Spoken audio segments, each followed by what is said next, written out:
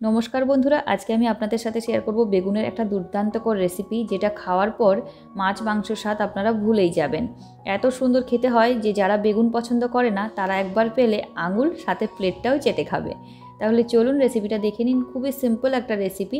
তো এখানে আমি বেগুনটা নিয়েছি, একটু ছোট সাইজেরই বেগুন পেয়েছি মার্কেটে। আপনারা যদি লম্বা লম্বা বেগুন পান তাহলে ওইগুলোই নেবেন, ওগুলোতে আরও বেশি ভালো লাগে। তো আমি 4 পিস করে কেটে নিয়েছি একটা একটা বেগুনকে। আর বোটাটা কিন্তু আমি ফেলিনি, বোটাটাও রেখেছি। বোটা থাকলে দেখতে কিন্তু দুর্দান্ত লাগে, আর যেটা দেখতে ভালো লাগে সেটা কিন্তু খেতেও ভালো লাগে। তো লবণ আর হলুদ মেখে আমি এটাকে রেস্টের জন্য রেখে দেবো 15 মিনিটে। বেগুনে যদি লবণ আর হলুদ মেখে রেখে দেওয়া যায় তাহলে কিন্তু তেলটা কম টানে, মানে কম তেলেই ভাজা যায় বেগুন। তাই আমি এটাকে রেখে দেবো এখন। তেল কিন্তু বেশি খাওয়া স্বাস্থ্যের জন্য খুবই ক্ষতিকারক, তাই এই সব টিপসগুলো একটু ফলো করবেন। এতে শরীরও ভালো থাকবে আর স্বাস্থ্যও ভালো থাকবে। তো 15 মিনিট পর কড়াইতে অল্প তেল দিয়ে দিয়েছি। এবার দেখুন বেগুনগুলো আমি ভেজে নেবো, আর বেগুন ভাজার পর এই তেলেই আমি তরকারিটা করে নেবো।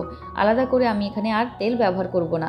লবণ আর হলুদ মেখে যেহেতু আমি রেস্টে রেখেছিলাম, তাই বেগুনটাও বেশি তেল টানবে না, অল্প তেলেই এটা ভাজা হয়ে যাবে। 2 মিনিটের জন্য ঢাকনা দিয়ে ঢেকে দিয়েছিলাম লো টু মিডিয়াম হিটে। এক সাইড হয়ে গেছে, আরেক সাইড আমি এটাকে উল্টে নেবো। উল্টে পাল্টে ভেজে নেবো ভালোভাবে। আর এটা কিন্তু আমি এখানেই সেদ্ধ করে নিচ্ছি, তরকারিতে খুব বেশি আর ফোটাবো না আমি। আর যে কোনো সবজি যদি ভেজে রান্না করা হয় তার স্বাদ কিন্তু দ্বিগুণ হয়ে যায়। কাঁচা সবজি রান্না করলে অতটা স্বাদ পাওয়া যায় না। তো চলুন 2 মিনিট পর আমি ঢাকনাটা এখন খুলছি। দেখুন বেগুনটার কালার কি সুন্দর হয়ে এসছে, আর সেদ্ধটাও কিন্তু ভালোভাবে হয়ে গেছে। এবার আমি এগুলোকে তুলে নেব। আমার এই সিম্পল রেসিপি, স্বাস্থ্যকর রেসিপিগুলো কাদের ভালো লাগে, মানে স্বাস্থ্যকর এই টিপসগুলো, তো আপনারা কিন্তু কমেন্ট করে আমাকে জানাবেন। আপনাদের কমেন্ট পেলে আমি একটু উৎসাহ পাই। এরপর ওই তেলে দিয়ে দিয়েছি আমি পেস্ট করে রাখা পেঁয়াজ। পেঁয়াজটা দেখে হয়তো অল্প লাগছে, কিন্তু আপনারা একটু পরে দেখতে পাবেন এটাতেই গ্রেভিটা অনেকটা হয়ে গেছে। এরপর আমি এর মধ্যে দিয়ে দিলাম পেস্ট করে রাখা রসুন। রসুনটা হালকা ভেজে নেবো। এরপর দিয়ে দিচ্ছি আমি আদা বাটা। আদা বাটা দেওয়ার পর তেলটা কিন্তু ছিটকে আসে, তাই জন্য আমি সাথে সাথেই দিয়ে দিচ্ছি কুচনো টমেটো। কেটে রাখা টমেটো দেওয়ার পর কী কী দিতে হবে সেটা নিশ্চয়ই অনেকেই জানেন, আর যারা জানেন না তাদেরকে বলে দিই। লবণ দিয়ে দেবেন, আর দেবেন এখানে গুঁড়ো মশলা, যেগুলো আপনারা রেগুলার ইউজ করে থাকেন। এই ধরুন লঙ্কার গুঁড়ো, হলুদের গুঁড়ো, জিরে ধনের গুঁড়ো। মানে সিম্পল একদম রেসিপি, খেতে কিন্তু দুর্দান্ত হয়। হাতের কাছে থাকা উপকরণ দিয়েই বানানো যায় এমন রেসিপি কিন্তু আমার চ্যানেলে আপনারা দেখতে পাবেন। আর যদি নতুন ভিউয়ার্স হন, এইসব রেসিপি যদি ভালো লেগে থাকে তাহলে একটা সাবস্ক্রাইব করে যাবেন প্লিজ। তো চলুন অল্প জল দিয়ে আমি এটাকে এবার ঢাকনা দিয়ে ঢেকে কষিয়ে নেবো। মশলা কষানোর কাছেই কিন্তু তরকারির আসল স্বাদ, তাই কষানোটা ভালোভাবে হতে হবে, নাহলে কিন্তু মশলার মধ্যে কাঁচা গন্ধ থেকে যাবে। এরপর ফ্যাটানো টক দই দিয়েছি 2 টেবিল চামচ পরিমাণে।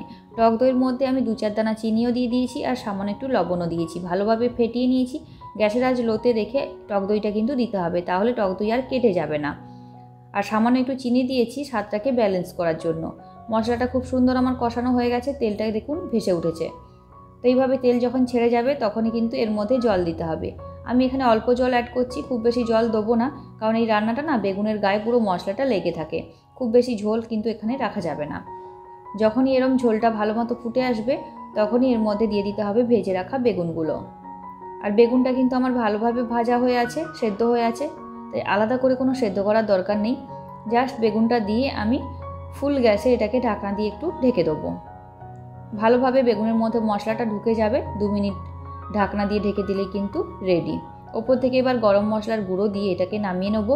এটা যখন ঠান্ডা হয়ে যাবে আরও একটু মাখো মাখো হয়ে যাবে, আর খেতেও কিন্তু খুবই সুস্বাদু হয়। যারা একদম বেগুন পছন্দ করে না তারা তো পেলে একদম আঙুল চেটে পুটে খাবে। এই রেসিপিটার নাম কি বলুন তো? এটার নাম হলো দই বেগুন। তো বন্ধুরা, এই দই বেগুনের রেসিপিটা কেমন লাগলো আপনাদের কমেন্ট করে জানাবেন প্লিজ। বাড়িতে যদি বানান সেটাও কমেন্ট করে জানাতে ভুলবেন না খেয়ে আপনাদের কেমন লাগলো। তাহলে চলুন টাটা বাই বাই। আর দই বেগুনটা যদি ভালো লেগে থাকে তাহলে একটা লাইক আর একটা সাবস্ক্রাইব করে যাবেন। টাটা।